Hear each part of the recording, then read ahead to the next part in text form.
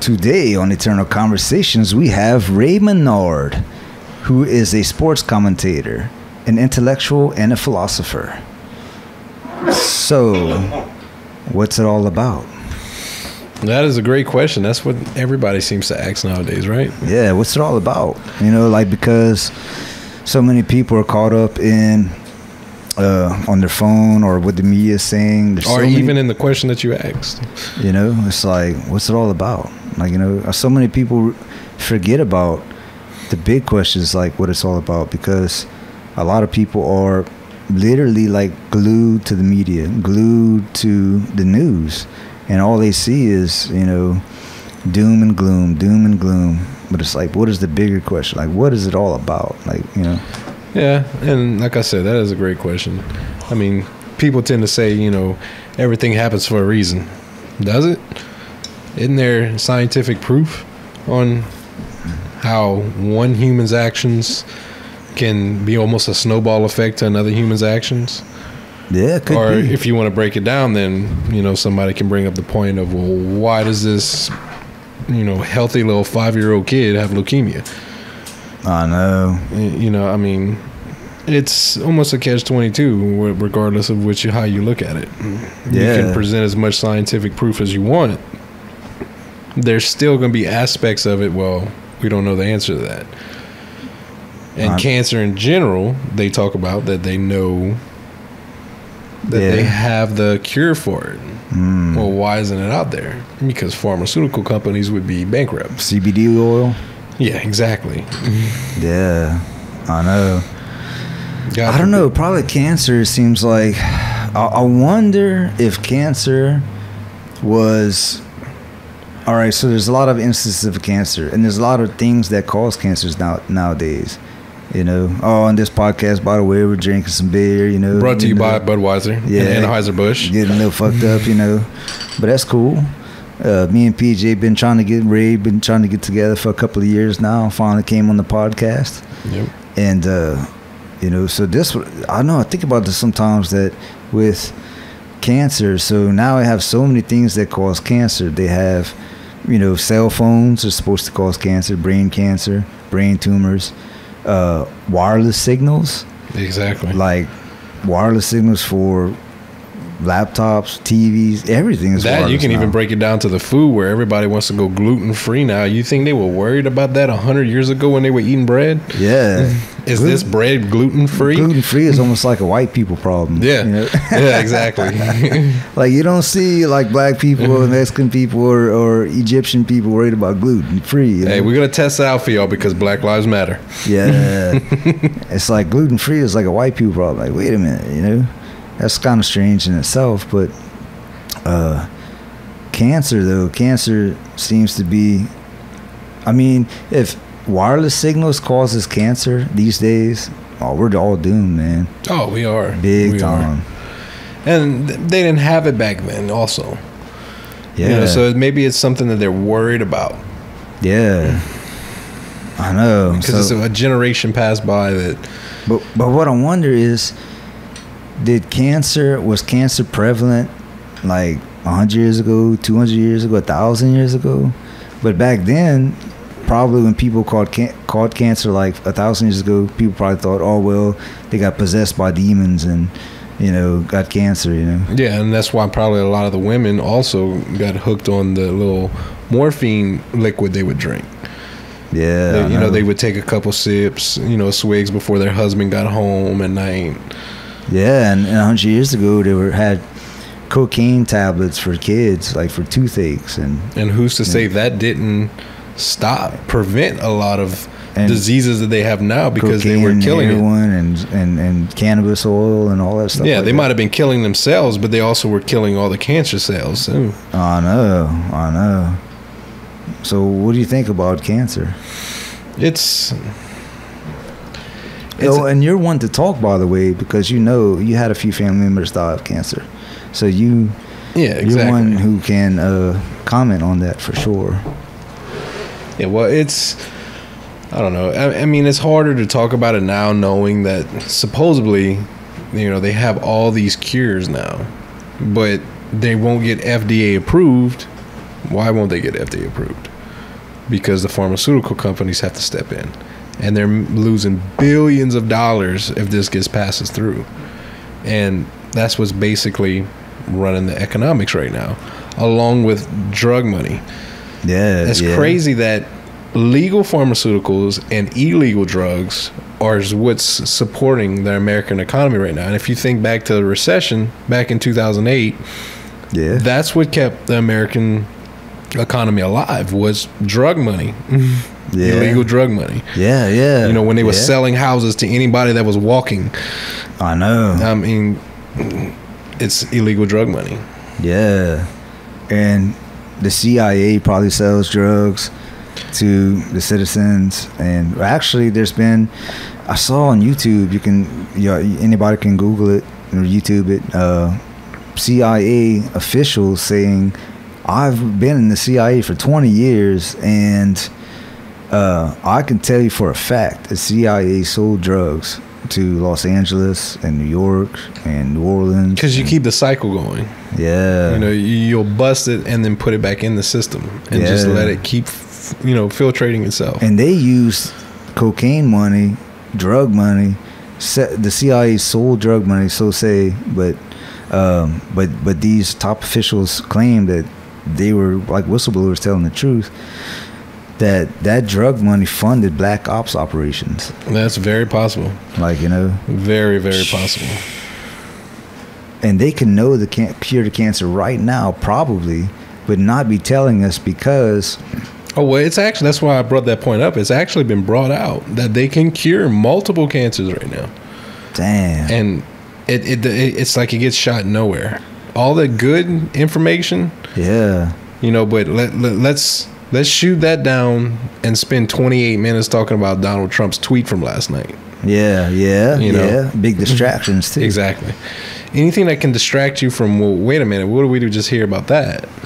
I have a cousin who had cancer, and she said, and she went through chemo and all that. All right, passed through it, and then maybe 10 years later, she said that it looked like the cancer might have came back. And I said, so what you gonna do? She said, I'm not doing chemo again. I said, no. What?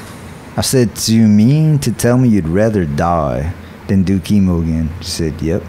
I was like, wow. Yeah, and that I can honestly say, it took me till my son was actually here in this world to really, because I always said that I was never going to take chemo, never taking radiation. I see what it does.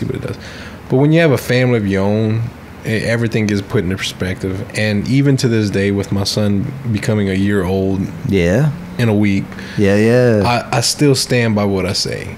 If I don't want to find out. If I can prevent it, I will.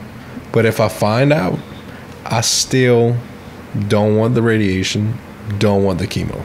Damn. I've seen what it's done, and I say just take a trip to Colorado. Exactly. Because I've seen freaking $10,000 worth of freaking CBD and edibles. That's like the little boy that was having 300. And just eat. Massive amounts of edible marijuana into a year. Well, they had a little kid, I think he was about 8 years old, from San Diego, having about 300 seizures a day. And they tried cannabis oil. Yeah. And it cut down to 2. Wow. Yeah, so that's 298 seizures he didn't have to deal with a day. Damn. Man. Exactly. And to go back on what I said about the chemo and radiation, I had an uncle who tried it.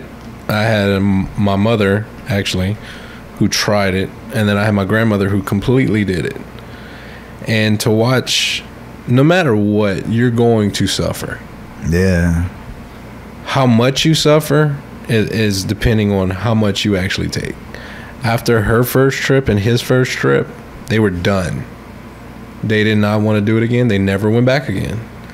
And yes, they suffered, and you can see how much they were in pain, but it wasn't like how my grandmother was, when she'd come home every day, or I'd bring her back home every day, just constantly sick. No, it was everyday sickness. Damn. compared to them where it was hit and miss on days. I'd rather the hit and miss than to be sick every day and prolong the inevitable. Plus, they say that the chemo can actually cause cancer. Yep, that is true. I was actually in the room. It's going to come back for sure. Yes, they told us that in the room that, you know, taking chemo can actually cause more cancer in certain parts of your body. Yeah. You know, and depending on actually where your cancer's at and you're taking chemo, you're fighting against nothing. Man. You're making yourself sick on nothing. I mean, damn, I know cancer is something. I wonder if it's something that is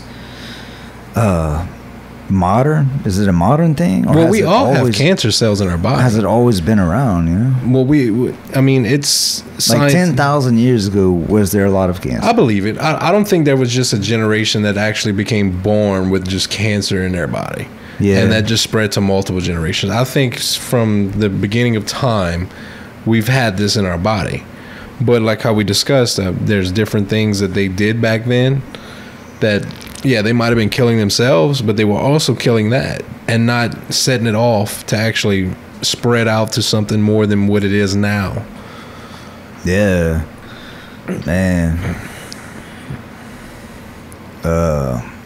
And you know firsthand about death too. Being that your mom died when you was 15. My aunt, my uncle, my grandmother. All around that time?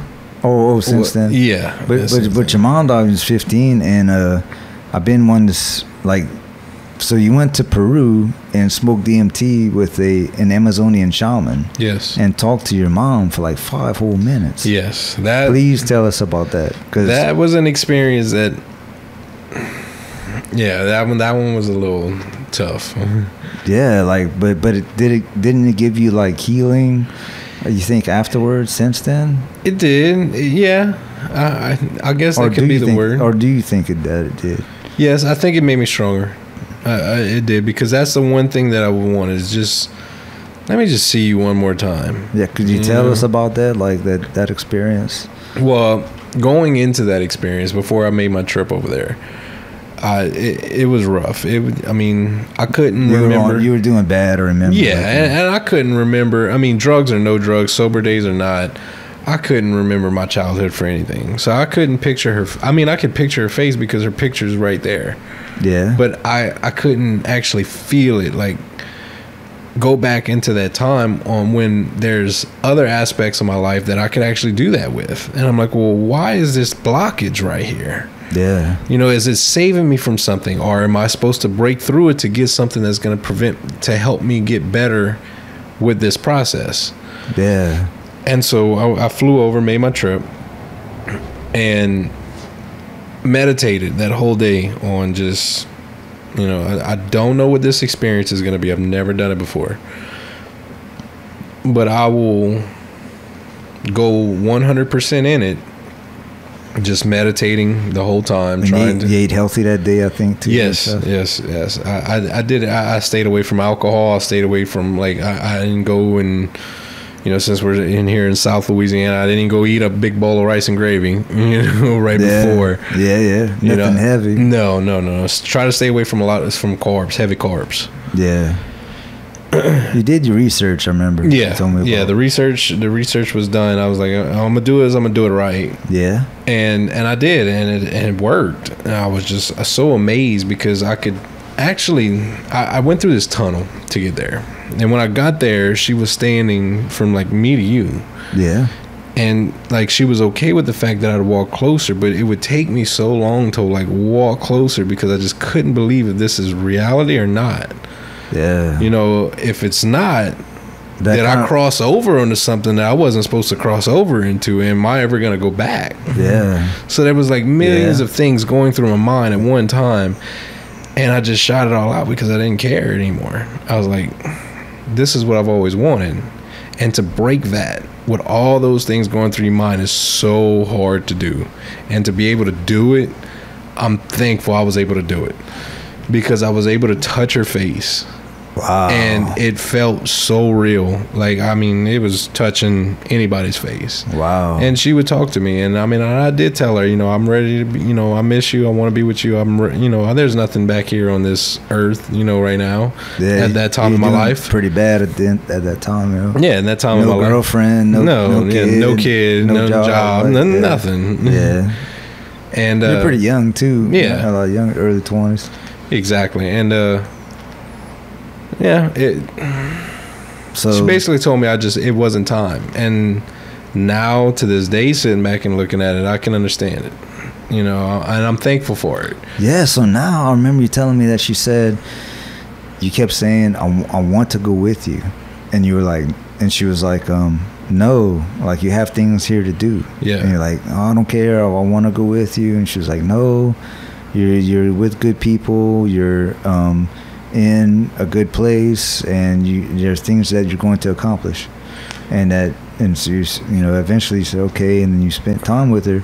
And since then, you got a girlfriend you've been having for years, real good girl. We're actually engaged, yes. I mean, we're going to be married one day. Yeah, and she's a real nice girl, and you got a kid, and you got a house, and you got a real good job. Yeah, you know. I mean, and it's something that I do. I mean, there's many a times I'll sit outside on the platform and smoke a cigarette and just look up into the sky, because I mean, it's so peaceful out there. Yeah, and offshore, working. Yes, offshore. Working in the oil field, and just sitting out there, just in the middle of the Gulf, and just staring out, and it's so dark and just so quiet and peaceful. And I just think about those times. I think about other times, and I'm just like, wow, man, I've made it so far.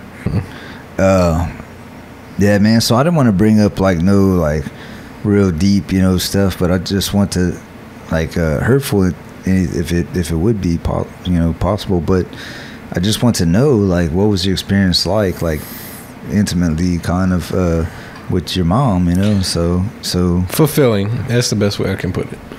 Yeah, fulfilling. So after, you know, it's like at least.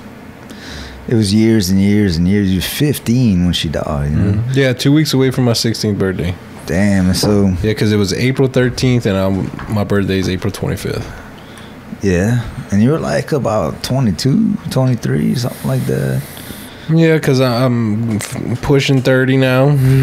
Yeah. So, yeah, that's about like right. 5-6 years, more than that. But yeah, but that's pretty cool. So you were able to... smoke DMT with a shaman, and you had an experience of, like, that's something that a lot of people are not aware of, is that it can possibly enable you to cross over into the afterlife. Oh yeah, at least temporarily. Yeah, American cultures with that's.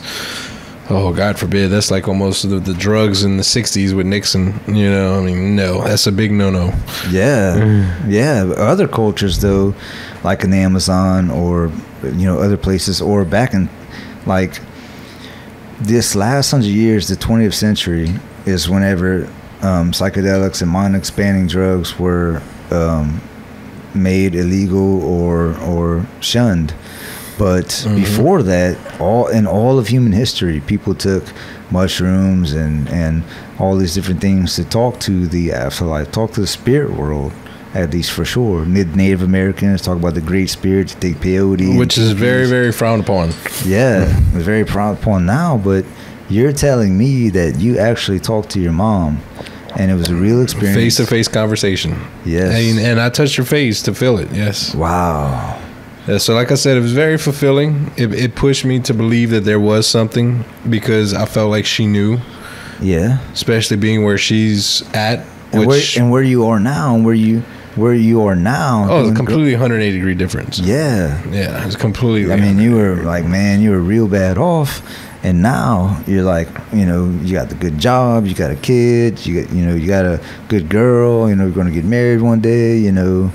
All that stuff, you know. Yes, exactly. In comparison to then, and so, which is something we all go through, because I mean, we all go through it at different points in our life. Yeah. I was forced to go through it a little bit earlier, so I tended to break loose a little bit later, while some people were starting to calm down, I was just getting started because I was like, fuck that. I've been there, done that 10 years ago. Y'all just getting started. I know what I'm doing, so it's just a difference in people's lives depending on what's going on in their life, what kind of traumatic experience. And believe me, I'm not looking for a charity case or a pity story, because everybody goes through a traumatic experience. Yeah, everybody's just different for everybody. Everybody's on their own different spiritual path. Everybody's on their own path, and you're going to face trials and tribulations through life. And depending on how you handle them is how you're going to evolve, and it's how you're going to progress into your higher self. Yes, exactly. And you had those early, so like now I don't want to quote the wrong person on here. You would know who that's for, but the perfect thing about that is to be said is stay true to yourself. Yeah, Parker Kelly. Yeah, exactly. Parker Kelly. There you go. He's like, be honest with yourself. Yes. I said, what is your ultimate advice? I said, be honest with yourself. If you're going to get fucked up, say, I'm going to get fucked up. Don't say, oh, well, this and that. My mom did this, my dad And that did was this, my mind frame. That was my mind frame. It was like, how much can I put in my system tonight to make up for these last 5 years? Yeah. And that's how I went about it, and that's how I did it. Yeah. And it's not necessarily the right thing to do, and to honestly even be here today is a miracle. Yeah. But a lot of people do that, and they're doing it right now. And they don't want to accept it. Yeah. They don't want to say, I want to get fucked up. That's not what they're saying. They're saying, oh, well, my dad did this to me when I was a kid. My mom did this and all this and that. And that's why I'm drinking, or that's why I'm getting fucked up. And don't get me wrong, it's like I have a soft spot for them, for everybody, because I've been there with you. No matter if, let's say your dad was molesting you, compared to losing a parent, it's different levels. Yeah. But we're almost on the same wavelength right there. Yeah. We get the struggle of it. We get the pain from it. It just happened in different ways with maybe different parents or different grandparents, depending on what actually traumatized you. Because you might have grown up with the perfect mother and father who was married, had the perfect, marriage, never divorced, no arguments. But your grandmother died at a young age, and that really fucked your head up. Yeah. There's nothing wrong with that. It fucked your head up. Yeah. You might have been really close with her. I know. And that's a sad thing, and it's like I feel for you, it's like but at the same time, there's parts of me that's, as I've grown older, I don't know, it's not getting away from where you come from or life experiences that you've learned from, but there is some parts of me when I look at certain people, and it's like, you know what? Stop being a bitch. Grow the fuck up. Yeah. Get the fuck up and do what you need to do. And I'm not naming nobody on here because I'm not trying to put myself in that situation, even though they won't know it, but other people will know it. And it's just like, dude, stop being a fucking bitch. So like sometimes it's like you don't know what you have in front of you right now, where it makes me want to go over, and you see, I was that person. That's why I think I go at it at such an angry level, is because I was there, and it's like I want to grab you by your fucking throat right now and just slam your head into the fucking concrete because you can't see it. Yeah. After I slam your head in the concrete, you gonna see it. You gonna see it. Yeah. It's like, it's fucked up to say, but I really have to say this. That I think that everybody everybody was ever born, everybody should, I don't know why, but should at least once in their life get the fuck beat out of them.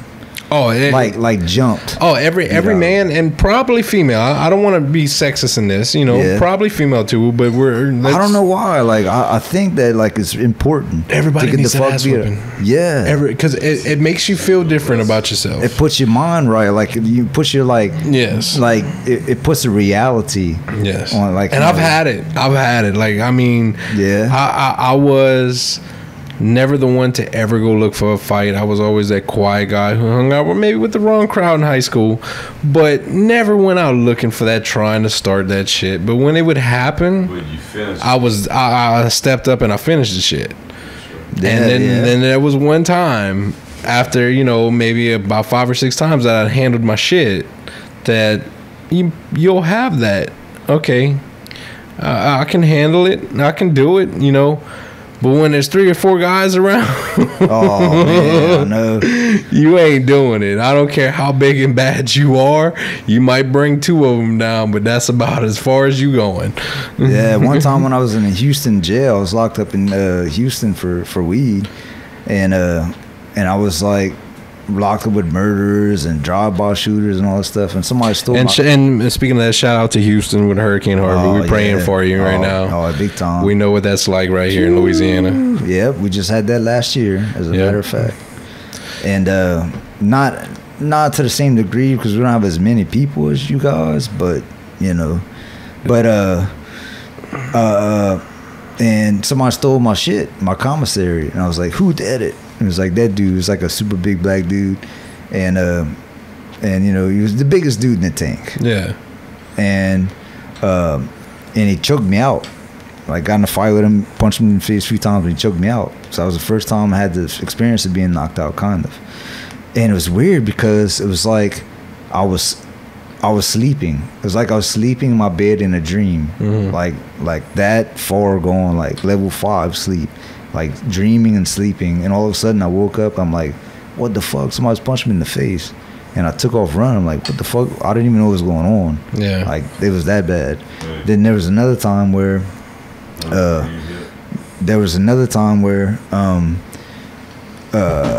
one of my friends beat some dude up, and I was driving down the street and in the neighborhood I grew up with, and it was like flagging me down, and I was kind of fucked up a little bit. I was like, all right, stopped, and he was like, and somebody opened the passenger door and punched me and knocked me out. And I was like, damn, they beat the fuck out of me, so I got jumped that time. But basically, that was a good experience in a way because it set my mind right to know that is possible. Oh, like, yeah. You can't go around acting bad, acting like you the shit. No. Thinking that you're bigger than you are. And because it's not true. There's, all kind of dangers. You just have to be nice to people. Most people are nice. Yeah, exactly. I mean, you spread the goodness around, and if it happens, then, you just need to spread the goodness around.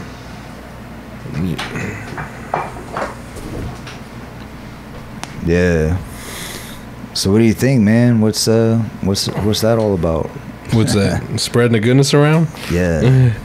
I mean, I think it all comes back to you, regardless if it's meant to come back to you or not, or they haven't found the scientific reason of why it comes back to you around, Yeah. It does. I've seen that in my lifetime to know that for every good deed, there's a good deed. For every bad deed, there's a bad deed. And it pretty much does really boil down to do to others as they would have them doing to you. Exactly. And that goes into many different religions because, if you're nice to somebody, they're going to be nice to you. If you give respect, you'll get respect. But a lot of people only want to demand respect. Oh, exactly. Without giving any respect. Exactly. And respect is earned. And people don't respect that. No. At all. Like they're like respect is earned and all this. And there's different ways of going about it also, is because, and this is something that I've always kind of heard about, but really seen, with my new, with the job that I'm in now, and is that they may not be that asshole to you to where, you know, you just, oh, this dude's an asshole.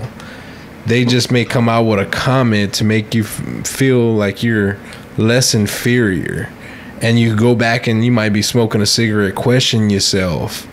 And it's like, dude, that dude was a real dick. You know, like, you made me fucking think less of myself. Yeah. And that can be put on you too, because if you are at a state that possibly you should be, you shouldn't let other people's words, unless you feel guilty about something, to make you feel, you know, don't let somebody else dumb you down, is what I'm trying to say. Yeah, and you know what? The psychological reason why people do that is because they don't feel, they feel like shit themselves. Exactly. And they're just trying to make, you know what I mean? Because if you're secure, and they may do it in a good way where they're still buddy with you, and that's the fucked up part about it. Yeah.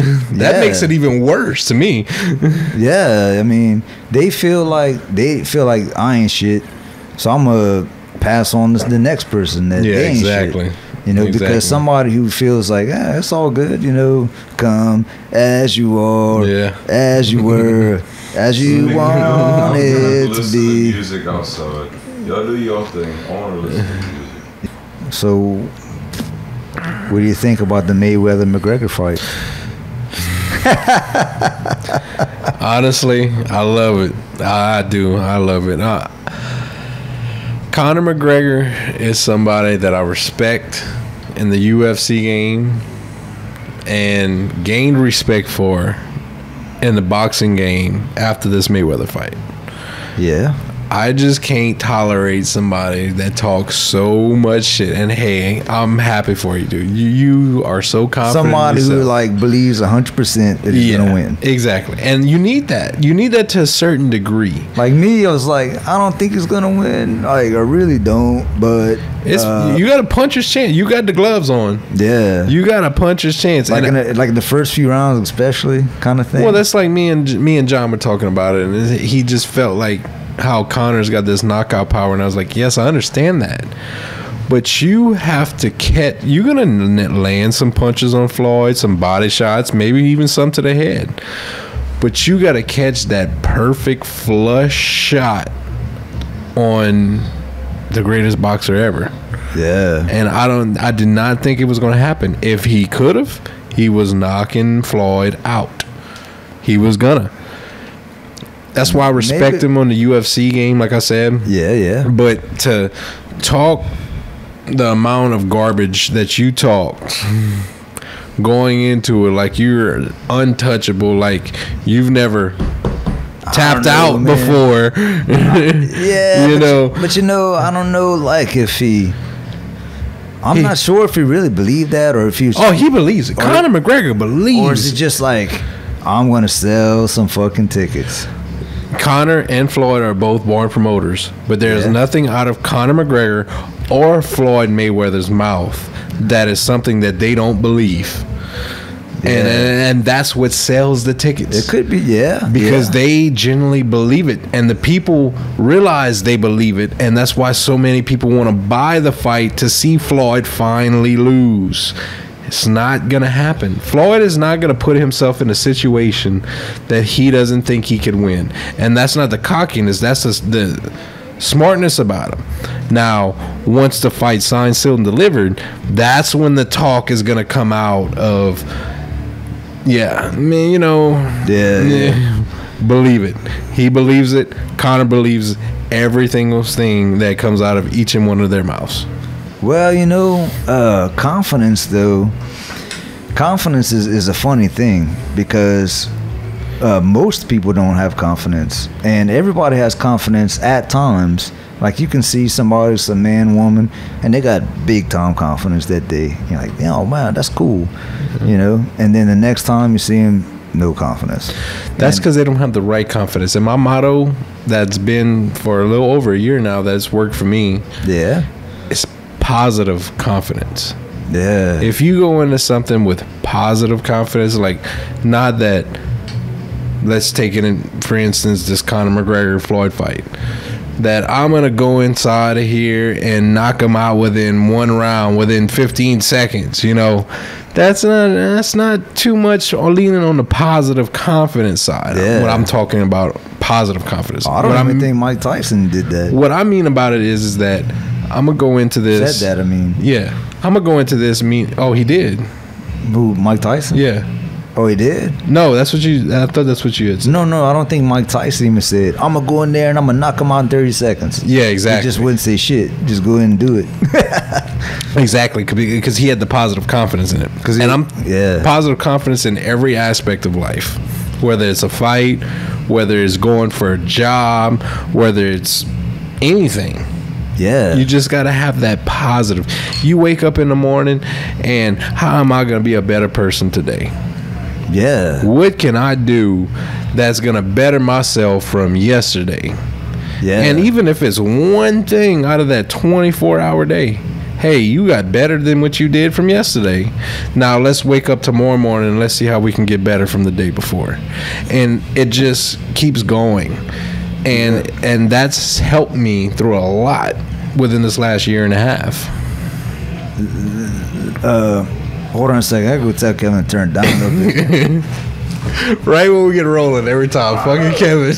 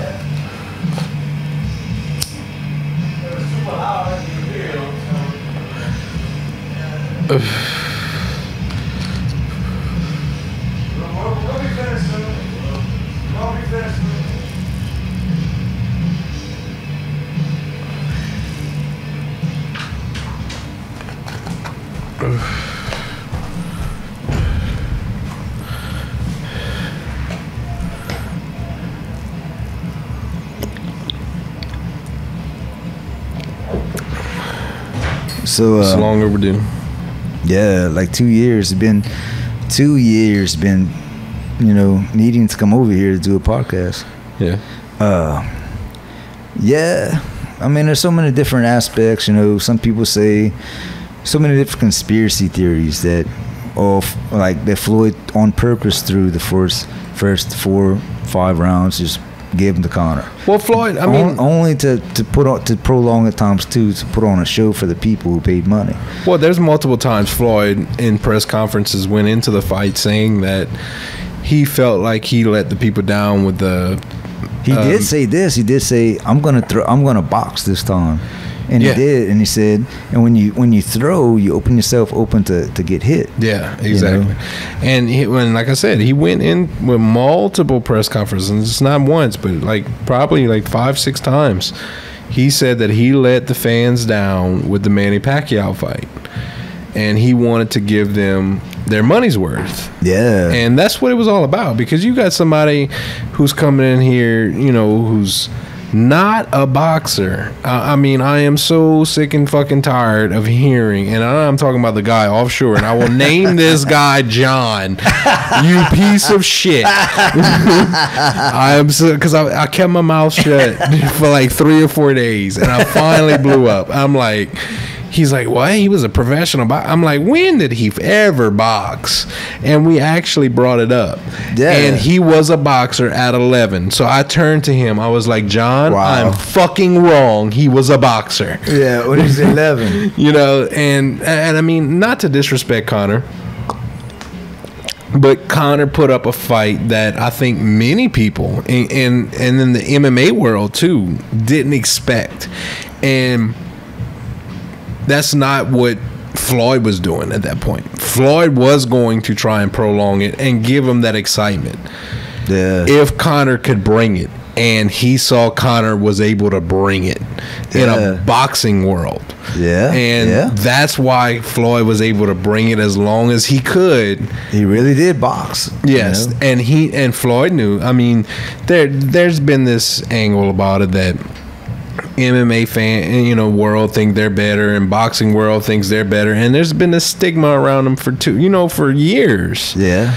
And Like people like, no, boxing's better. People like, no, MMA's better. Well, there's a science to it, just like there's a science to MMA. Yeah. You got to have a science to multiple different things. When you step into the boxing world, you have to have a science on this, and that is very, very hard. Yeah. Yes, we. Fuck yeah. You had those guys like we talked about that was 49-0. Yeah. That Floyd finally surpassed. And what about my friend was telling me about, showing me videos about dudes in the like late 1800s who were slaves who were slaves, and back then in the early 1900s, late 1800s, they boxed for like 100 rounds. Yeah, they had to box bare-fisted for but like they didn't 100 get that rounds. They didn't get that media attention to it because it was underground. Yeah, but they still made some big money though. Exactly. That's actually what kept them from being alive, because if you couldn't hang, you were getting hanged. There was a lot, especially if their owners would lose a lot in it. But you could be a slave and still box your way out of that. Yeah. Like box your way out, box your way out to big money and stardom as a slave. That's full aggressiveness though. And that's how Floyd Mayweather was. And when you look back at Floyd's career, now I know a lot of people can't stand him, and I get it. I see why y'all don't like him. But if y'all really take that ignorance out of you for a second and really look into his career, Floyd was knocking everybody out in his early 20s. Really? Floyd was knocking everybody out. Oh. You stepped into a ring with Floyd, and if you made it to the 5th round, you were getting knocked out. Damn. You were getting knocked out. Yeah. And then he got smart. Nobody knows that. Exactly. He got smart because, he seems like all boxers in the early 20s knocking him out. Just look at his record. He's 50-0 with 24 knockouts. Yeah. Those 24 knockouts came in his 20s, because he hasn't knocked anybody out since 1999. And so he got smarter with it. Until the McGregor fight. Yeah, and the referee on stoppage on that one, I don't even want to get started on that one. What you think? Yeah, shouldn't have stopped it or what? I feel like it could have been like what you said, or it might have been John. I'm sorry, I'm not sure. Conor said himself, McGregor said, he shouldn't have stopped it. Just let him knock him out. No, yeah, exactly. And that's the competitiveness in Conor McGregor, in which you got to respect that. Yeah. You got to respect that. In a cage, I won't go against Conor McGregor all day. I learned that from the second Nate Diaz fight, and I am ready. And I am so excited because I have gotten the confirmation. God. What? The confirmation. Conor McGregor's coach and his camp is giving the information to Dana White, saying that they are not taking any fight unless it's Nate Diaz. Wow. Yes, they want it. They want it the third time. And me and you talked about this. Dana White didn't want nothing to do with it because he knows what kind of money Conor McGregor draws into it. And if they have this fight one more time, Conor may never fight again. Yeah. But at the same time, Conor's already talking about never fighting again. So why not draw that one last big pay-per-view? Yeah. Nate Diaz, Conor McGregor for the third and final time. I know. There's two fights.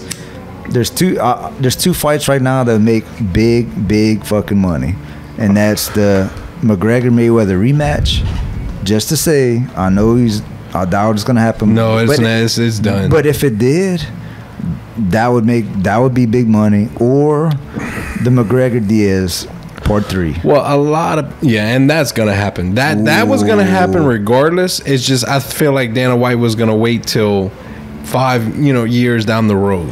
And Nate Diaz. So Nate Diaz beating the first time, but the second fight, I think it was close. Yeah, man. it was. Really close. And you got to put a little bit of that on Nate Diaz for not finishing. You finish it. You had it. But there was a chance, though, that he had Conor on the ground. And look, he was going to finish it, but the referee stopped him. Because he thought Conor was out right there. I read about that. Oh. The referee thought he was out right there. I was like, what? If you go back and look at the replay of that, when he pulled him off, the ref was looking straight into Conor's eyes. Because he thought he was out and he was getting ready to call it. Oh. And he realized Conor was still because he's a fucking beast. Yeah. I mean, Conor, he's a beast. You got to knock him out. Now, this whole thing of Conor McGregor calling Brock Lesnar out and, you know, wanting to fight, he says that when he's done with Floyd Mayweather, he ain't taking nothing unless it's Brock Lesnar. Dude, you know, at that point, you need to get your head out of your own ass at that point. Because, yeah, you might have come down 10 pounds in weight, but when you're going to have to go a whole 100 pounds up in weight, it's not happening, dude. That's like Floyd Mayweather versus Mike Tyson. This is a once-in-a-lifetime. Floyd Mayweather might be better, like, defensively, but Mike Tyson would be so much stronger to punch through his blocks. Exactly. Kind of thing. You know? Exactly. And you can look at break your arm punching. You can look at once-in-a-generation athletes, and Mike Tyson was one. What was Mike Tyson's weight? I think 220. 220. Yeah, I mean that was Mike Tyson was about the biggest at that. You know, when it comes to that, I mean, there wasn't really 220 a heavyweight. Yeah. To say. Well, they had Holyfield. Well, what was Holyfield? I don't know, man. Some big dudes. I mean, you're talking about Brock Lesnar at 6'3", you know, 6'4", pushing maybe, 265 to 285 pounds. Yeah. You know, chiseled out of fucking concrete. Oh. You know, I mean, this dude here is just... Oh, that's the whole literally a 100-pound difference. Yeah, exactly. I mean, come on, Conor. Nobody's going to sanction this fight unless you gain 100 pounds, and you're not gaining 100 pounds. I say just let it happen. Like, you know. You wanted that bad. And Brock Lesnar when he made that official, Brock Lesnar was interviewed in the airport, and he says, you need to be careful what you wish for. They're lucky that I'm not Dana White, because I would be like, oh, you want to fight? Go. You know what I mean? 100 pounds difference, don't matter. Hey, you want to fight? Go. And you're on steroids. Okay, you're on steroids. Well, you see, and that's the stigma Brock gets now, is that, oh, he failed, you know, for performance enhancing. Yeah, John. What about the John Jones, man? Before let me finish this one before I jump on that one. All right. Yeah. Because Brock Lesnar didn't fail for steroids. Brock Lesnar fell for hormones, which it wasn't he was lacking hormones because he was diagnosed with diverticulitis when he was actually in the UFC, which almost ended his UFC career. What is that? Diverticulitis, I would actually have to pull it up to give you the exact definition of it. Basically, it's like a sickness in your stomach that's just eating away at everything. And you can die from diverticulitis. And he was in the hospital, and they thought he was going to die. Damn. And he had to have emergency surgery, and he lived through it and had one more fight in the UFC, which actually he dominated. And he left the sport because it freaked him out. It would have freaked anybody. I don't care how big you are. Yeah. And Brock never failed for steroids that's going to make him better in the thing. It's estrogen levels that he was trying to get up. Oh, man. You know, it's like the opposite of exactly. Yeah. He was trying not to have the full boobs in woman kind of thing, because he lost so much of that in the surgery. I take something every day called DIM. It's natural. It's made from like concentrated cruciferous vegetables like broccoli and kale and stuff, but I think it's broccoli. But it's a concentrate and it's an anti-estrogen. So whenever all men, when they get a certain age, they start to get, when their testosterone starts to decrease, like past in their 30s, especially in their later 30s, their testosterone starts to decrease some, and their estrogen levels start to rise, and gives them man boobs and big belly and stuff, makes it like soft, and it makes your muscles soft and all that stuff. And even though that's legal to buy, who's to say that's not on the PED list? You know what I mean? Yeah. That's the kind of stuff that it's legal, natural, all that stuff. I see it in the NFL today because they took a supplement that they got from GMC. Yeah. They're on GNC has a lot of they're suspended for 4 games because they failed the PED thing, and it's like, it's not performance enhancing drugs. I bought some testosterone boost one time from GNC just like because not because I thought I needed, just like, hey, you know, why not? I want to start lifting weights again and stuff. Like, it might be pretty cool. It turned out to be, and it was made from yam roots and other stuff, which yam roots is what illegal steroids are actually made out of. Some of them. And but anyway, yam roots was one of the ingredients and a bunch of other stuff. No stimulants even though. And man, I'm telling you, it was like, I was like, for real, it was like steroids. Yeah. You know? So there's a lot of shit out there that you could take. And that could actually be on the list, you know, that you're not supposed to take. Yeah. And you get this label of, oh, he's juicing, you know, and I mean, because he's so big.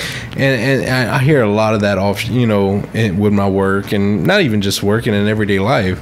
Oh, Brock Lesnar's just big. That's all he is. No, did y'all fail to forget that if you actually look at his career besides the WWE, that the dude was a national champion in amateur wrestling? I mean, from the University of Minnesota, he is a national champion in college professional wrestling. Yeah. Amateur wrestling, I'm sorry. I mean, the guy can go. And the only thing that stopped him from going to the Olympics was because there was no Olympics that year. You know, there was no Olympics the following year. And the guy wanted to make money. Yeah. You know, I mean, I never thought about that too. Who's to say he was not going to be the next Kurt Angle, the guy that won a gold medal with a broken neck before he went to the WWE? You know, man, I never thought about that. So many people were, I bet, in their peak prime. Like, say, everybody seems like, of course, you can fluctuate, you know, and up and downs, of course, but everybody for sure has like that 2 years. Yeah. And they're like 18, 19, or 22, 23, or whatever. Yeah, There's ready 2 to go. years they're like, could smash. But you got another 2-year wait. Like Genghis Khan, you know. Yeah. And then, but so there's 4, and then so they missed it during that 4 years because once every 4 years. Exactly, you know? and you're trying to make money, right? You're trying to live. You got to support yourself. You got to support, maybe if you have a family at that time. You know, which he didn't. He was just wanted to support himself, and he felt that was the best way to go. Check this out. I thought about this recently. I watched the movie Bloodsport. I was showing my son because we started martial arts again and stuff. And I watched the movie Bloodsport. It's a good fucking movie, you know. Oh, it is. And, it actually is. And I was watching, it's like, you know, the Kumite, where it's, you know, full force. And I was like, you know what? Yeah, that's what the UFC is right now. Mm-hmm. That's what the UFC is right now, just like Bloodsport, the Kumite, except, you know, they didn't have that before because in a lot of like karate tournaments and martial arts tournaments, they have big pads in their hands and their feet and headgear. Not all of them though, but they're not, even if they don't, they're not like trying to knock each other out. It's like, you know, they're trying to hit each other, like pump, like just pump, like 50%, you know, hit just to score points, you know, kind of thing. But it's not basically like full, like it's not like really trying to like kill you kind of thing. And like, but UFC is like that, you know.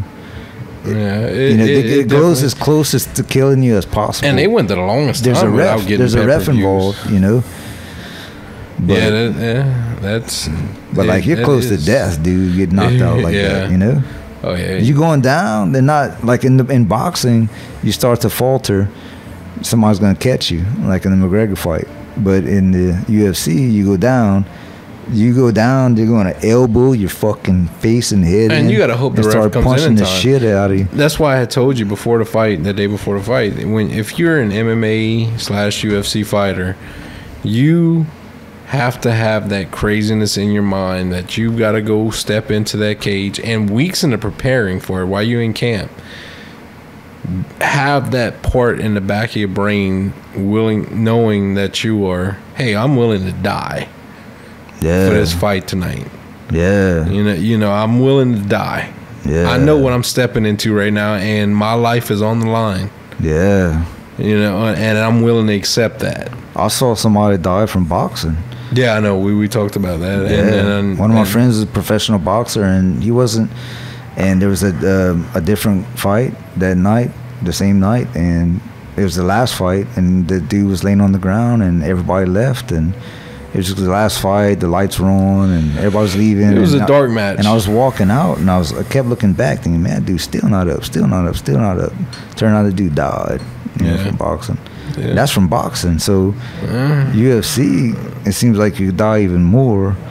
But I'm not seeing people. Well, but I'm not seeing people dying from UFC. A lot of people hold back too. You know, when they know boxing could be worse for your head. Yeah, they may go in there with, once you go down trying to elbow you and punch, but I don't think it's as full force. I think it's them taps to get them referee in there. Because I think if they were really going at it, they'd kill you. Yeah, they'd kill you. Like, say if somebody is trying to kill you, like say you're in a back alley with some dude and he starts to fight with you, and your life is. You don't know if your life's at stake or not. Like, you're gonna try to kill the motherfucker. Yeah, exactly. Like, you don't know if you dropping elbows, like you for real, like dropping elbows, like not like in what big spotlights with a referee. Yeah, you're trying to shatter their eye sockets, their nose, their jaw. You're trying to push their nose in the back of their brain, and that's all. Because that's all it takes is a little. You're trying to tear people's eyeballs out. Tear eyeballs out. Oh, yeah, let's not get on that subject. Yeah, let's not get on that subject. Well, that tends to happen when you see black outrage, ladies and gentlemen. That you will actually rip somebody's eyeball out. And somebody talking shit on you, trying to take a girl, like yes. Kick door, tear eyeball out. Yes, that actually happened. Yeah. Check that off the list. Yeah, that's awesome, man. Yeah. So, but back to what you had asked about. Jones, and to me, Jones is there is telling. Jones is a disappointment because Jones kept getting suspended for cocaine and steroids, actual steroids. He kept getting suspended? Like how many times? I thought it was just once. Multiple times. This is why Daniel Cormier and him couldn't fight for the longest time, because when they actually set it in stone for 2 years ago. Yeah. It was actually the Friday night before the fight. The night before, it came out that he failed again for like the 6th time for cocaine and steroids. Man, and it's like, dude, like, all right, I understand you're a big time baller. Yes, you're a big time celebrity baller. You are the greatest probably fighter in the UFC. I mean, if you get popped one time, all right, Well, you're looking at your 6th or 7th time at that point. Yeah, but over and over, I didn't know that. I thought it was Jones was probably, before all this, on pace to become the greatest fighter in UFC history, and I'm talking about every weight class. He was just that dominant. And to keep cocaine is one thing, you just don't want to stop partying, but when it's steroids included every time, and it's just like, what are you doing? And Daniel Cormier came out and said it. The only reason he beat me the first time is because he was juiced up. And John Jones used that into their last fight. He said that Daniel Cormier keeps coming out and saying that the only reason I beat him the first time was because of steroids. I wonder what his excuse is going to be this time. Fucking steroids. You failed again. They tested him, and his report came back after UFC 214 when he beat Daniel Cormier for the 2nd time. He fell for steroids. Man. And it's like, there you go. That's so stupid. That's so blatant. That's so, like, I thought it was one time he got busted. No, this is multiple. I heard he got busted one time for cocaine. I don't know. I don't even think that I heard about the steroids part, but the cocaine part, I'm like, all right, so he went party one night, he's on top of the world, all this stuff, whatever. And I don't know, man. I'm not a coke fan myself, but it happens. It's in the celebrity world. Yeah, exactly. It's all around. So I said, so that happened, and then I thought it was 2 years later, but didn't he run into some girl and? Yeah, he actually hit and run. Yes. Yeah. That was a big problem too. Before they set up the second fight between him and Cormier. Yeah. And then he got cleared from it. And then the Friday, so they go the whole 6 months ready for the fight, and then the night before the fight, he gets Yep, you failed. You know, we have this test right here that you failed. So we got to cancel the fight for another year and a half, you know, because of this. Because he was banned for 2 years from the UFC. So now you're looking at a probably 4-year or a lifetime ban now. Man, yeah. You know, I mean, and even if he does come back, people are going to be like, oh, man, pfft, you know. I really thought he resurrected his career because that fight with him and Cormier, and for Cormier to put up the fight that he did to get in by losing a reach advantage as much as he did to Jones, to keep getting in there and sticking Jones in his jaw without getting hit is simply amazing.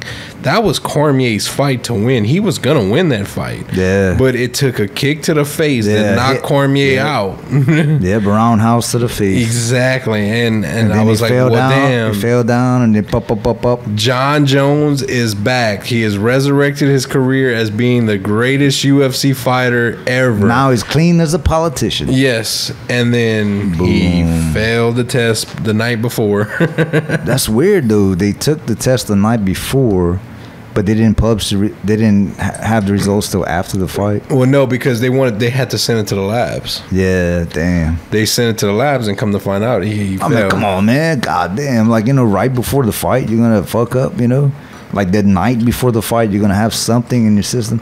This is another thing too, though, and I can understand them being stand-up guys and all this stuff, but these are fighters. These are like gladiators. Yes, you know. It is. So these are like gladiators. Why? And I think about this sometimes too. Like, why put this squeaky clean politician type of label on them? You know, like why? Why do that? I mean, that's like these dudes are gladiators. They're fighters. They're you know, leave the steroids out of it though. Hey, if you want to go get high, but why not give all of them let all of them take steroids? Because maybe not all of them want to take that to their body. Yeah, that's true. I mean, some people may want to go get high. Some people may want to go snort cocaine. You know, let that shit slide. Yeah. You know, I don't think you should be stripped of your title. That's not gonna give you an advantage. No, the steroids will. Weed or cocaine or all that stuff. Now, if y'all both agree to it, then yeah, maybe y'all can put that in the clause, you know. But these two, John Jones and Daniel Cormier, are juicing both on steroids and about to fight. Yeah, exactly. You know what I mean? Exactly. Two steroid heads about to fight. Let's watch this.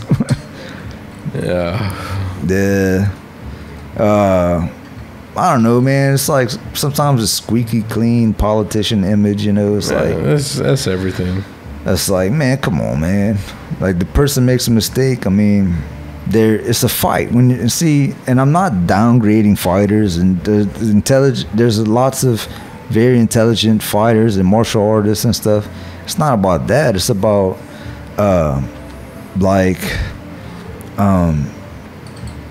when you're fighting, you're completely in the moment. Like fighting is an intuitive thing.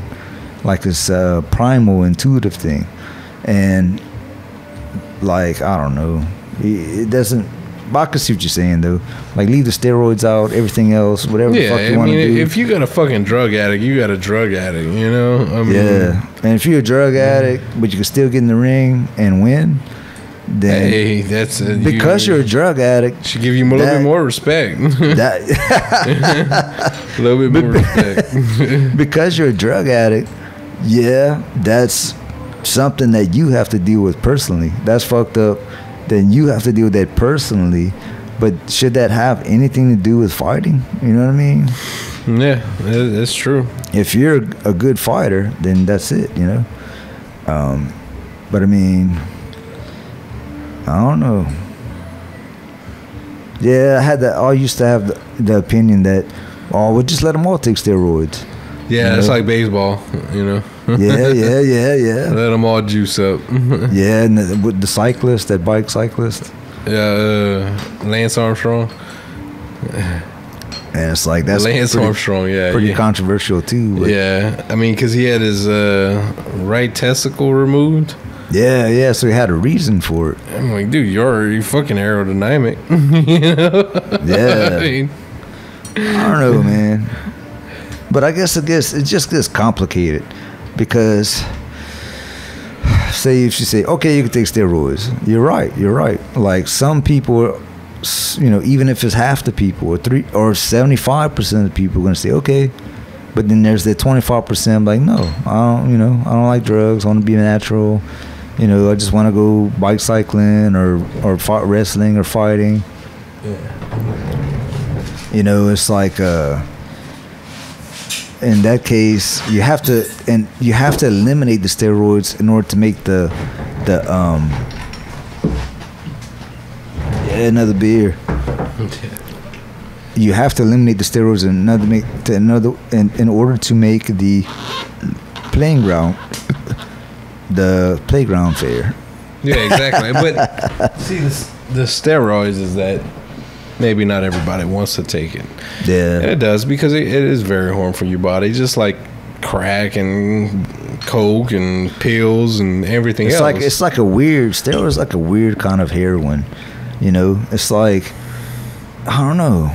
Like you see somebody on steroids and they're like got big giant, you know, Arnold Schwarzenegger or whatever, big, or even worse nowadays. Yeah, I've actually seen Scott Steiner with bigger arms than anybody in the world. And it's like, man, he had mountains on top of mountains. It looks like health. It looks like health from the outside, but their organs are ate up on the inside. Yeah. So it's like, you know, if they probably drink a beer, they probably like their liver just crash. No, you know? Probably. You know more what I mean? than likely. Like they can't. It's a weird drug. And when someone says, you see somebody who's like obviously on steroids, you know, and somebody says, oh, well, he takes steroids.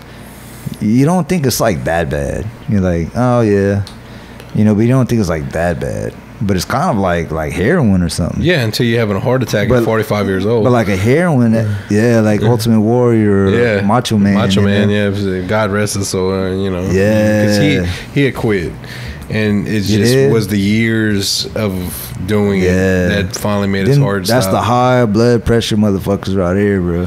Oh yeah, Ultimate Warrior, Macho Man, Randy Savage. Ooh, yeah, I dig it. Them dudes, bro, that must have been the hard time of the steroid days, bro. Like necks popping out, veins, like jugular veins, like popping out in your face, like on the camera, you know.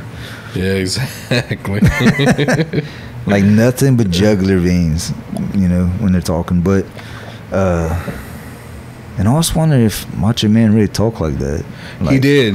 Like, and I read stories. Getting a Slim Jim. Yeah, and I read stories about it, and it almost reminds me of when Heath Ledger played the Joker in the Batman Before He Died. The actor Heath Ledger. And they said that he was so into his schizophrenia kind of role that it actually he went home with it. And they said that's the only way you can stay in character is because you got to be in character 24/7. Yeah. And that's exactly what happened here. Is that he was the one that I can't imagine like Macho Man or Ultimate Warrior ever being normal. Well, apparently Warrior was normal. He was just always fucking nuts. He was just like on a different level nuts. It was different from in-ring nuts. I mean, he legally changed his name to Warrior. Yeah. I mean, the guy's name was Warrior. Yeah. I mean, Macho Man. I've read stories about it. I mean, I wasn't around. You know, them. Yeah. But yeah, they were like, oh yeah, man, yeah. You know, that's how Savage really was. But the thing is about like professional wrestling. So I grew up watching it. You know, I saw the Ultimate Warrior in real life at the Cajun Dome. Yeah, me and too. he got on like the corner of the ring, and he was doing like this, putting his arm up. And I was looking at him like, wow. And he looked down on me. I remember that. And he was like, yeah. And I was like, yes. Yeah. But and then when I found out it was fake, like one of the wrestlers admitted, yeah, it's fake on some talk show. I was like, just crushed my dreams. Well, like just crushed me. It's like telling a 3-year-old that Santa Claus is not real. And I never watched it ever again. Looking back though, it's like, yeah, but that's some hard shit though. Well, when you look at it, and it's like they talked about like freaking injuries after injuries, like playing, and they played like, it's like the UFC. All right, they have one fight every year or every 6 months. But they're going from town to town. Yeah, there's no off season. There's no off season. To town. 300 nights of the year, you're on the road. Yeah. You know, I mean, and if you're not in the ring, you're in a squished up car because you're so big, traveling from town to town. You know? Big. So it's like you can't even stretch out and relax. But it's like, what kind of sociopath do you have to be to realize this is fucking not fucking real?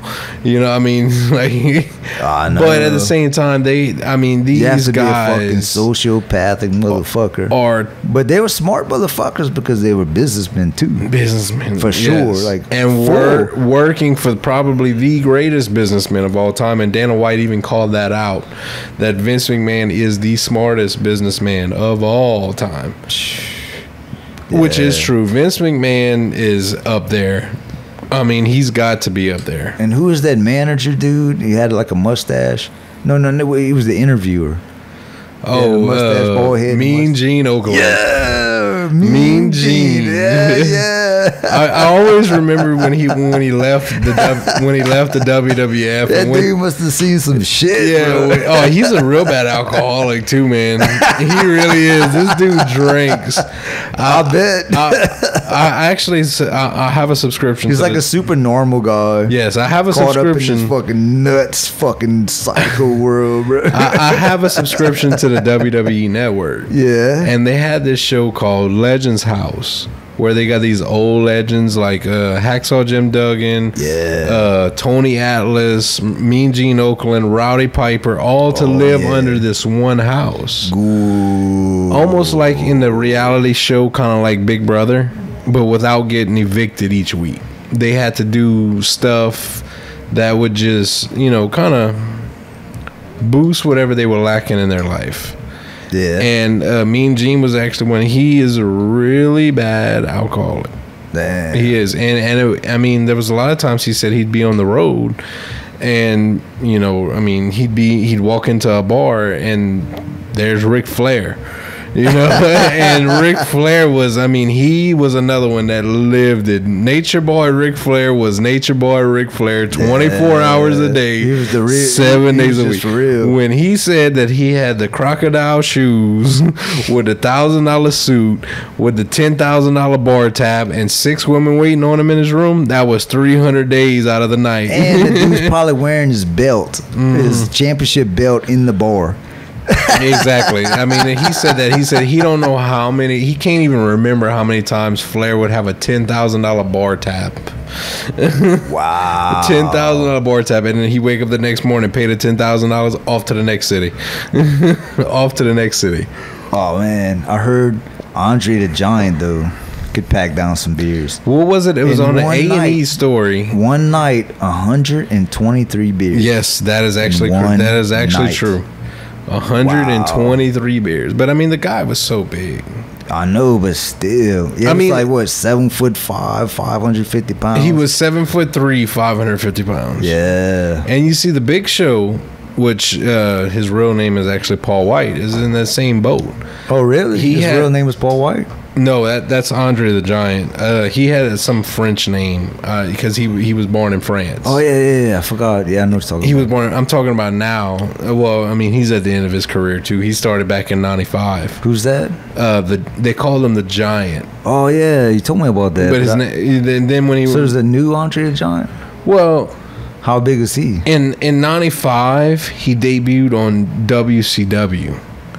Yeah, and as he debuted on WCW, he debuted with the storyline of going straight for Hulk Hogan, and was basically saying that, "Hey, you know who I am."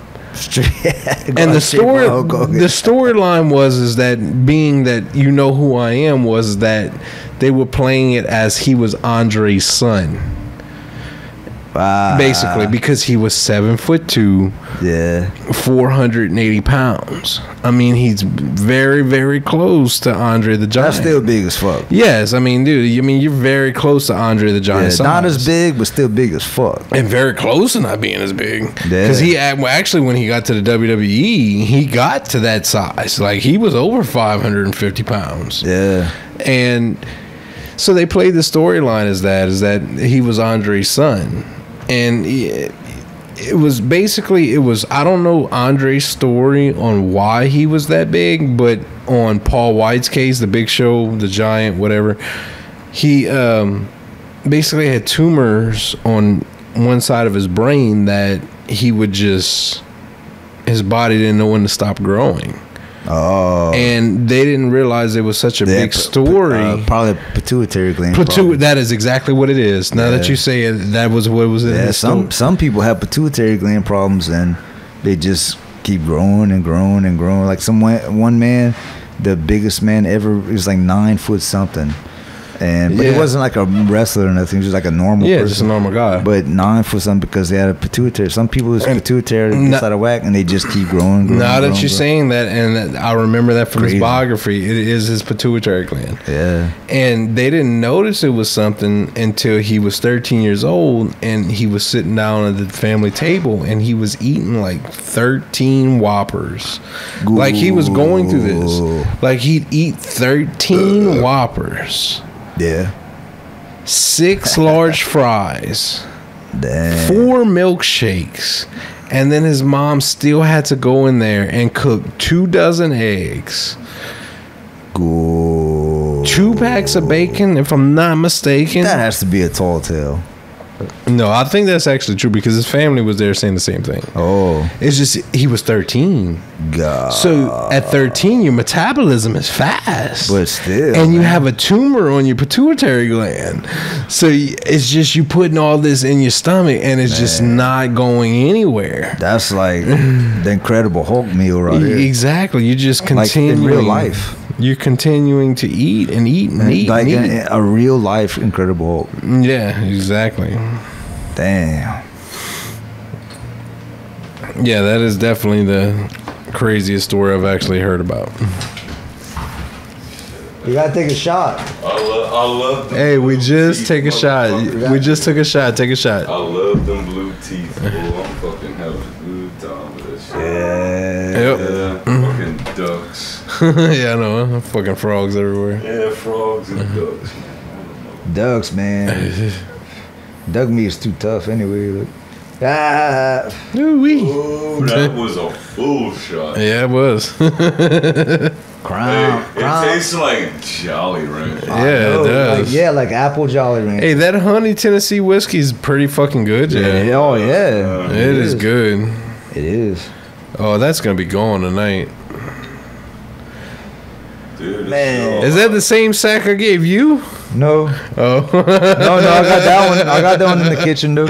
Dude, there's still a lot left, man. That's all right. That's what I'm talking about. Hey, man, I'm enjoying the fuck out of myself. That's cool. I don't know how you did it, what you did to my phone. Oh, but the Bluetooth. Hey man, 2017, man. hey, man. Yeah, and we're almost in 2018. Dude, you don't understand. Your brother is a fucking idiot when it comes to Well, what I was telling him, Kevin, is that instead of using the YouTube, I bet the Pandora would work, so you didn't have to keep pressing a I different can do- song. Yeah, I can do Pandora. Yeah, I know. See, YouTube will run your battery down Yeah.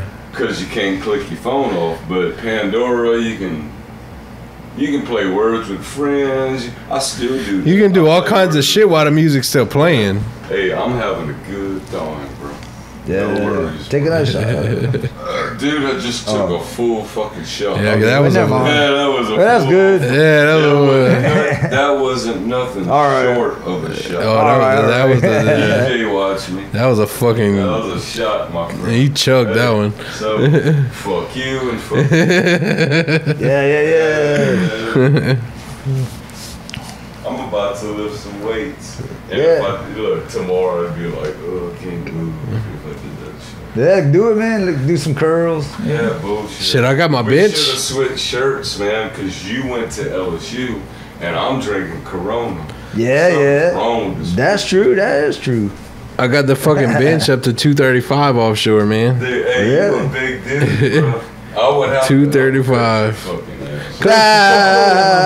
I'm gonna be like, I'm gonna be like Tyson, Damon, bro. I'd have to. That's the only way. Cause you would kill me, bro. I'm gonna be like Damon son. Come feel that shit. Hey, I would have to uppercut you. Dude, 235, You been man. lifting? If At I got work? in a fight with I told you about that. the Yeah, it's first good, thing man, I it's would good. do is punch you in your fucking Oh, you'd have Adam's to. apple and kick you in your knee. No, That's you- the only thing I could you wouldn't do. even have to 'Cause kick you me in my would knee. Kick my ass, dude. The punch me in the Adam's apple would have me. But as you know, it doesn't matter how big they are. Hey, I love this dude. You know what I'm saying? Oh, I bro? love you too, Hey, man. man. You my brother forever. Oh, you always gonna be my brother too, man. You hit somebody square in the jaw, and it just like Shit, punch him in the nose. Their eyes, all eyes get watery. Man, I'm gonna tell you something that I know. You got a cigarette from on my personal experience, you can punch somebody in the jaw not you. Oh, not and you. not even phase them. I'm gonna tell you that right now. Huh? You can punch somebody in their jaw and not even phase. But you punch them in the nose, they're all their eyes Punch 'em in go. their fucking Adam's That- apple or kick them in their knee. Your knee bends this way. Kick their knee the opposite way. Yeah, Yeah, yeah. exactly. You will bring the biggest You know- motherfucker down. You know what another way? Dude, that's crazy. You I know- still have that Yeah, fucking scar, dude. Look at that motherfucking scar. Hey, Yeah, what was that from again? you're welcome to. Hey, What was that from That's again? not all your cigarettes, huh? here, And you know it's I'm gonna another. quit after tonight. You know it's another. You know it's another spot too. You know it's another spot too. What? Right in the solar plex. Yeah. Right here. That's Yeah. that's what knocks the right, one. hey, right here. Right on the right rib. here. Right in your. And you know how I know that? Because when I was playing baseball, and this dude fucking threw a ball, and I missed it, and it fucking hit me right there.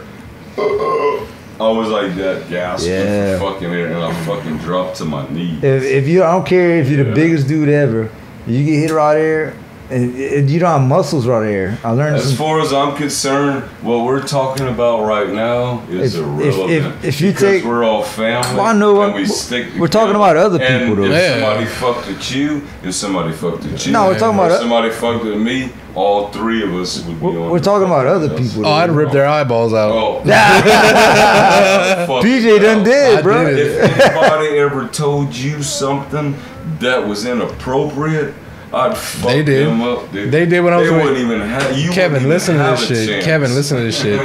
I fucking did it when I was with Kristen. They told me some Kick shit. door. Really? I kicked his fucking door in. I was Oh, fighting. her ex. Yeah, I was Yeah, you fighting. His, told me that. I ripped his Yeah. fucking eyeball out. Ripped his You told eyeball me. out. I know, and it's dangling. When an eyeball comes out, I've Dude, you know how long that shit is? That nerve, it's like this fucking long, man. It's like that long. Y'all, Chill, That shit is like, I was amazed. I was Bro. like, what the fuck? It's like an umbilical cord. or Yeah, some shit, it's dude. basically like that. Right, it's the same fucking shit, except the cord is thicker and shorter. Your eye socket is fucking thin. Oh my Fucking God. out, bro. That's some fucking face of the death shit right there, bro. There's shit about me that you and him don't know about. Oh, Well, tell shit us. that I have done. I have been kicked out of the town of Youngsville. Completely kicked out of the town of Youngsville. 1989. oh, they forgot.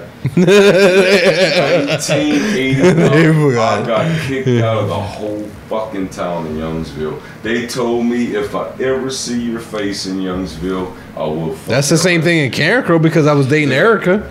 But I fucking go through Karen. I was like, motherfucker, I live in Carencro. How you gonna kick me out of And Carencro? you know what, Damon? Something that I learned, by Aunt Galen, when our family came from France Yeah, to America, yeah, they settled in Carencro. yeah. That's why Our all. family You see, that's settled- France, not fucking Ireland, like Connor. Yeah. Lying, man. No, actually, but the last name McGregor comes from Scotland, not Ireland. Yeah, no. Yeah, McGregor. Yeah. See, I was born a domain. Yeah, but the Yeah. Domingues though. I was a domain. But the Domingues are from France. But check this out. Yeah. His dad, our dad, let me emphasize, his dad Or Oh, I know that. I know that. your Jock adopted me. That's like fucking That John is my John and dad. Bo. I mean John I and would fucking Hop. never fucking. That is my dad. He raised me. He adopted you, man. He adopted me. And to adopt a kid, actually, when it comes to the system, when you adopt a kid, they're more yours than your own. Yeah. Than the one that you fucked and you made. When you adopt a kid in the system, the kid you adopt is more yours Oh, yeah, than the one you fucked. I'm about to blow and your made. mind about something, Kevin. Yeah, that's true shit. I'm about to blow your mind about something. You know that Domingue is actually It's Domingo. Domingue is Domingo. Dominguez. Dominguez. So whenever Yeah. the Dominguez came to Cajun France, you know, Cadian, I mean, they called it like Dominguez, say need a beer. Domingue. Because Domingue is the French pronunciation of Dominguez. But there is really no Yeah, but Domingue. no. Dominguez is Spanish. Yeah, right. So Spanish, Spanish. from Spain. You talking about So- some fucking so Mexican we're cartel actually shit now. Spanish from I'll take one Spain. too. We're actually Spanish from Spain. Thank you. You want a beer? I got one, Yeah, brand new one. shit, man. Well, give me one. I'll put it right there. but Not if you're gonna waste it. No, he ain't gonna waste it. Yeah, he's my brother. Yeah, But the Domingue is really Dominguez. And Yeah, so yeah. mom's side of the family is actually, that's why grandpa was super dark and all like them, they were all super dark. Like Horace, talk about like Horace was I'm a white motherfucker. Yeah, Except you're- right you're now like- because I've been working in the sun. But dude, You're I like- am fair complected. you're like I'm straight- white like that shirt. you're straight from Ireland, like kind I of. ain't Irish. I know, I'm but French. but you have red hair. You're red hair and white You skin. know what? bro. And that's true.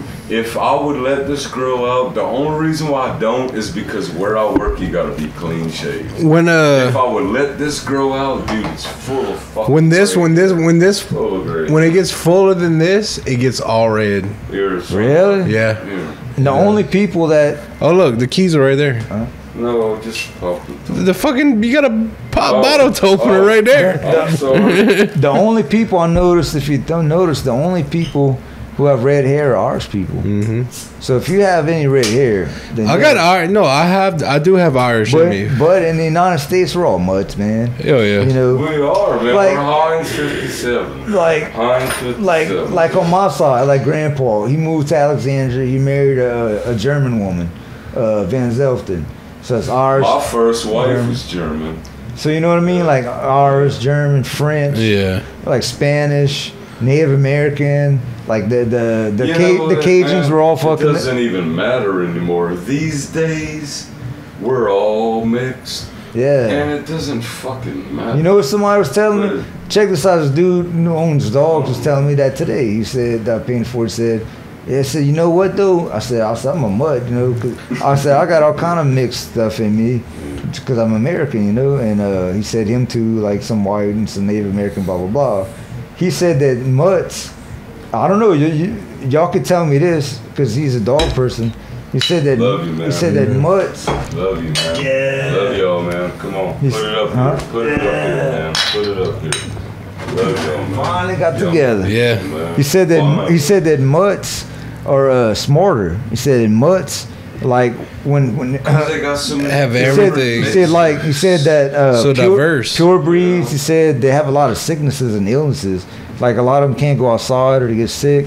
He said he said I don't know if it's true or not. He said I seen from my own eyes mutts crossing the street and they'll look both ways and stuff. He said but Pure breeds, breeds look one way. yeah. He said like pure breeds they get killed faster. You know. I'm not as dumb as you think, man. Believe in truth is truth. And there is no fucking color barrier between truth. No, they want to When it fucking comes label to- this shit right now. When it comes to truth, truth is truth. When you want to talk shit, shit is shit. Man, you call a spade like a spade. But Kevin, the problem with that is that racism has been trying to be brought up for so many years. It's taught. Hold on. They've been trying to bring this shit up, and you couldn't because you had a fucking half nigga as president. Now you don't, so it can come all out. Yeah. You've had 8 Actually, years. it's opposite. Yeah. You went from Obama to KKK. And you know what I'm saying? Tell me if I'm fucking wrong. Donald Trump might not be a Klansman, but No, he don't support that. he don't support that. But everybody claimed he did. And if that's what they believe, that's what he is. That's why I really believe in 2020. Yeah, but The guy that named Hello. controversy, if that is the correct word, for the year 2020, Dwayne. It's not working, dude. Yeah, It is. because you don't have headphones though. Oh, It is it working? Yeah. Yeah. Don't, Right. Don't, All right. You can't talk. Man, I wish I could. No. I can't hear it, dude. I can hear it. You can't hear it. I can hear it. Oh, you got headphones? Yeah, I can hear it. You Yeah. don't have it. That's what I'm saying. That's why, with this one, that's why I truly believe in 2020 because he's a fucking Republican. Listen to me. Right. He is a fucking Republican. In the year 2020, the guy that put his name in the hat and who's going to win it and become the next president of the United States in the year 2020 Who's that? is Dwayne The Rock Johnson. Put your headphones on. Dwayne The Rock Johnson. And the reason I say that is because we're in an era now of celebrity presidents. Yeah. And who the fuck is not going to vote for Dwayne The Rock Johnson as a Republican? And you know who's going to be the vice president? Kim Kardashian. Man, you got to be fucking kidding me. If dude. anybody needs to You be got to wiped be off the face of the fucking earth, it's kidding the me. fucking Kardashians. Hell no. Get Hell no. Kanye West and the fucking Kardashians just need to be Hell no. nuclear I bombed don't by believe North that. Korea. I don't believe that for a fucking minute. Kim Kardashian can go suck his own dick, as far as I'm The concerned. Kardashians Hey. and Kanye need to be wiped off the fucking face of the earth. Kanye West is a fucking I'm telling punk. you. He's a fucking What day punk. is it? And you know, Wait, hold on. It is September 9th, 2017, Saturday. Yeah. Mark my words, if the year 2020, Dwayne The Rock Johnson, as a Republican, is not the next president of the United States, whatever you just did worked, is Yeah, the I next know. president of the United States. Dwayne The Rock Johnson. There's only one thing we gotta be worried about, and only one thing and one thing only. When they start rebuilding the temple in Jerusalem, that's when you know, Dude, they started- shit is about to get Kevin, real. they started rebuilding that 10 years ago.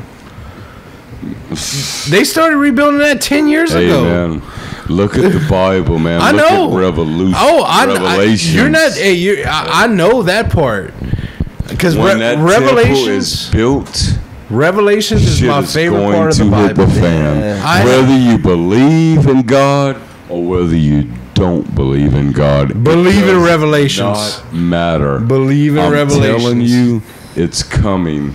Revelations in the Bible, whether you believe in the Bible or not, Revelations tells you the future, and it And is coming. I've never. and I truly believe And that. Kevin, Truly believe I've never read the Bible from beginning to end, but I've read Revelations probably 20 I times. never steered you wrong. You wrong. I never steered No, I know. nobody wrong. Mark my words. The Bible. You is a just thought he true was an fucking book. atheist for many years. Yeah. I know that. Listen. I know. Listen, I PJ know told me, they that. said, Kevin always keeps telling me you're an atheist. I'm Listen. like, no, I'm not. Damon, I know you've always been not atheist, but you believe in the Big Bang Theory. That's what he And kept that's saying. okay. No, I didn't don't. say. No, I don't. What? No. You told me that Dude, yourself. you got so No. mad at me when I was like trying to tell you so much, brother. I'm like, well, I'm gonna stay out of it because I don't want to get in between him and his. No, Hey, wait. The Big Bang Theory is like Theory this. is a bunch of bullshit. Wait. The Big Bang Theory is like this. No, it's a bunch of bullshit. This guy, Terrence McKenna, famous spiritual all speaker. of a sudden, No, it's not all all of the a sudden. Wait. molecules came together He said- in perfect harmony, and we had palm trees and blue waters and white sand. And women and men walking on the beach holding hands, and everything is perfect. Speak into the the mic. sun rises and it sets. Speak into the the moon mic. goes There you go. around and around. The oxygen level is perfect. Need I go on? Everything is perfect for life to happen right here. And Yeah, that's but bullshit. wait. I never said I believed in Big Bang Theory. This guy, Terrence McKenna. That's what I said- was trying to tell you, and you got so pissed off at me. He said this. He said, science wants one thing. They want you to give them one miracle, the Big Bang Theory, that has like no basis. Right? If you give us the Big Bang, science says we can explain everything. But what came before the Big Bang, they can't say. You know. So it's like, Yeah, no, that Big Bang Theory, I don't, but I've never. I'm gonna give you the crown, dude, because you're gonna be the last one to take All a right. sip. And then Yeah, we've never. I've never given any second thought ooh, into that the apple Big Bang crown's Theory. good. That is some good shit. That's some Jolly Rancher crown, baby. I'm about to go outside. I'm gonna listen to some music. Fuck it. I hear you. That'll get us on our next subject, though. Yeah. You know? Hey man, I'm loving this blue teeth. If you don't Blue tooth. if It's got a couple more teeth. The blue teeth. Hey, why can't it be blue teeth? you don't brush your teeth, they're gonna all be blue. Hey, why is it called toothpaste? Why not toothpaste? You know what? You I don't know- brush I know one it's tooth. Called blue You know? tooth. I call it blue teeth because that's my way of being funny. Because I'm really not hip to all this technology. But why? But- But why is it called toothpaste? I am fucking amazed. You don't at brush what you one just tooth. did. What you just did to my phone, I am fucking amazed. And I'm enjoying myself. Kevin just getting on to 2017. Yeah. Man, dude. Well, we're almost in I'm an old 2018. fucking geezer, and I'm not up with the Kevin's like times, and I'm 82 years sorry. old. I'm sorry. Hey, y'all can make Kevin's like fun of me 82 all you years want. old. Hey, Kevin. But I don't know. Kevin. What happened in 1985? Yeah. Back to the Future came out. Yeah. Get Back out. to the- yeah. Oh, No, that was 1984. Yeah, that was 1984. The Terminator Yeah. was 1984. Hey, depending on 1985. Many people might have seen it in Back- 85 for the first Hey, time. man. Hey, in those two You gotta movies, understand, dropped the I'm bomb, 44 bro. Yeah, they years did. old. I lived When all Terminator this came shit. out, that dropped the bomb on the You know world. what? When If you wasn't Back to the my Future came brother, out, that dropped I the would bomb on whip the your world. ass And I would take your shirt. Give me them Jordans. Yeah. I'm the one drinking Corona. I got in a fight. I should be wearing I got in a fucking fight in the 5th grade because I stepped on somebody's Jordans, man. Oh man, dude! I swear to God, on a serious note, if anybody ever fucked with you, or you even told y'all one fucking wrong word, I would jack the motherfucker. Because that's the way I am. I don't love believe you. y'all, bro. Y'all my people, man. Y'all are my fucking Yeah, people. I'm Y'all my fucking- family, I know, dude. man. Of course you're my family. Duh. Man, we are blood. Yeah. Like PJ is Domingue, my family, bro. Domingue. I told you, man. I told you that, though. I'd always We the Domingues. I will fuck somebody up. I told you we would always be together, I man. told you We the Domingues. PJ will always be my brother. Hey, what you need to do is Always, go on bro. YouTube and listen to Rewind Time. Just type in Rewind Time. I'm about to go do that. You go do I'm that. about to go do that. And You know, and you know 80s what? But it's, and I need to because I am crippled. by Take that shit. these broken And it hurts wings. me sometimes. Hold on. But sometimes Hold I like feel like fuck it. I want to go out there and show them that song. Yeah. take these broken wings. Hold on. Oh, they'd be Now, done in wait, 5 wait, minutes. Hold on now. That's different. No, go listen to music. We'll go get I them. can come back and hear them all. No, because I'm going to get a piece of 'Cause sausage. me, We're going to you, go. We me, each you, going to get a and piece of Damon. sausage. Yeah. Me, you and Damon is cool. But to go get the women, Man, you trying No, just go listen to what music. You trying to do, man? Man, come on, man. Come on, You trying to send me in a please, war Kevin, just zone? give it 5 minutes, and then everybody's gonna get fucked up in here. Hey, man. You know what? Fuck you. It's We only just gotta 11 end the podcast. Yeah, it's that's all. only 11 o'clock. We got 2 hours of getting fucked All up right. before we gotta go. I'm about to jam. Go I ahead. love you and I love you, but at the same time, fuck All I gotta do is say.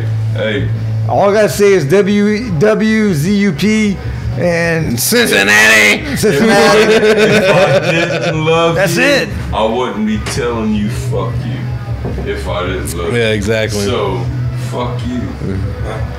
I'm out of here. I'll be back, though. I hear you. I hear you. I'm gonna listen Yeah. All right. All right. to Corona. Man, you know what? I should be wearing a Corona shirt. Yeah, you're right. You should be wearing an Ella shirt. Yeah, that's Hey, true. what that's song's true. playing? Go check and see what song's playing. Man, I know what the fuck. I don't know what song's playing.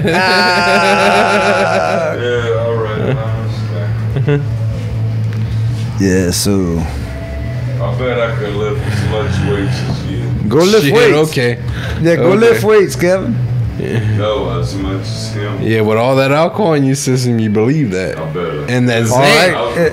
that Zan got that S on your You chest. know what? Got that S on your If I chest. ever got in a fight, I would want PJ on my side. Yeah. The Just niggas gonna sit on that motherfucker and rip his eyeball out. I'll beat the fuck out of him first, then I'll rip his eyeball out. Your family. You You're always bro. family, man. You're always family, dude. Yes. And We're gonna have a weightlifting competition. You know what? Fuck you. I know What, you- Damon, You're you my can blood, probably bro. answer this besides him, because I tried to ask him. If I can bench press 235 like I did this past hitch Yeah. 10 times, Yeah. then that means I can max, because you know a max is one time. I max 350. Well, no, listen to me. That was my ultimate I did max. 235 10 times. Yeah. So I could probably max at 560, huh? Oh no, man. 235 10 times? You don't think I can max at 560 one time? No, I don't think so. Dude, you a That's big, hey, that's a you lot, bro. What, so okay, I'll believe you then. So what? He's a big If I can bench press 235, I would say 450. But 450. I'd say 450. So if I can do 450 twice, then what you think I can max at? Oh, but yeah, for sure you could do 500 once. I'm, because like I was trying to tell him, this last hitch, Yeah. I did 235 10 times, Damn. and I probably could have did 11 times, but I didn't try it. But it's not. I'm not saying I could have done it or not could have done it. I just stopped at 10. Yeah. I didn't go try to do number 11. Yeah. But 235 10 times, Yeah. I know I've got to be able to do at least 525 at least once. I don't know, man. At least once. But I'm not saying that you can't. I'm just saying I don't know. I would think like 450.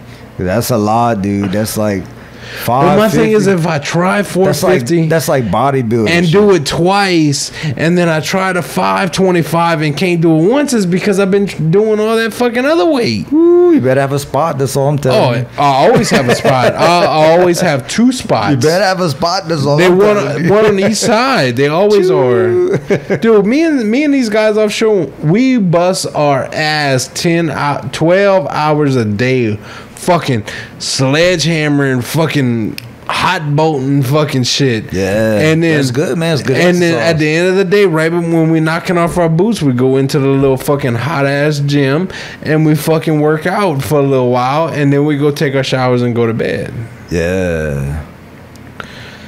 I have to, dude, because, dude, I'm gonna be 300 fucking pounds if I don't, because of the way we eat out there. So, man, I don't know, bro. The most I ever did was 350, and I was weighing 155. Hey, Ooh. not to get off subject right here, So- but it's actually still on subject. So that's like 200 pounds more. So you saying so that's 200 pounds more than I weighed. So how much do you weigh right now? 265. So it'd be like I weigh the same as Brock Lesnar. 465 according to that. would be your max. I weigh the same as Brock Lesnar. Relatively. Yes. Yeah. But I'm built wider. You know, I'm not. Yeah. I don't have that gut. I'm built wide. Yeah. You know, just like Ashley. That's good, man. My I'm sister glad. Ashley, she's built wide. Yeah. You know. Oh, she's the female you, big time. Oh, I know. From what the pictures I saw, Yeah, oh, exactly. it's like that's PJ if he was born as a girl. Oh, exactly. And she wants You to. know? I mean, she's a fucking dyke, but whatever. Yeah, but that's cool. You know, teach his own. You know. Yeah, I mean. So anyway, you know, Not yet, dude. What are you doing? Not yet. yeah, get fucked up. So check out the Eternal Conversations podcast, eternalconversations.com. Check out my books. Watch Ray Menard. Featuring Damon McGregor with the sponsors of Budweiser and Anheuser-Busch. And peace, love, and light. Yes, good night, everybody. Thank you for listening to me. Yeah.